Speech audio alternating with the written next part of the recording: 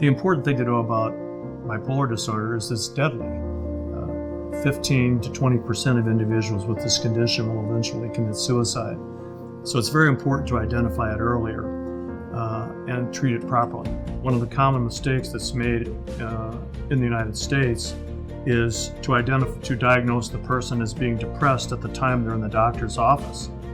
And then the unfortunate mistake has been made too often, and the individual is actually given an antidepressant, which raises their mood and unfortunately will aggravate and send them into a manic episode or actually worsen their condition and make it more difficult to treat later.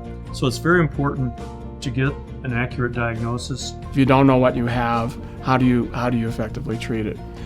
In our case, we have had both family members and people coming into this clinic who have been either labeled with the ADD, ADHD category of bipolar, and things just aren't working right.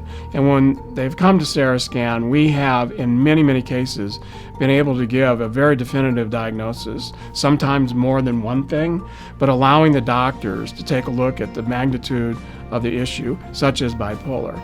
CereScan has not just taken the approach that we're going to give you a great diagnosis, but we're accumulating medical information on every patient that comes in. And that is turning out to be extremely important to researchers and to doctors looking for pattern recognition on particularly complex cases.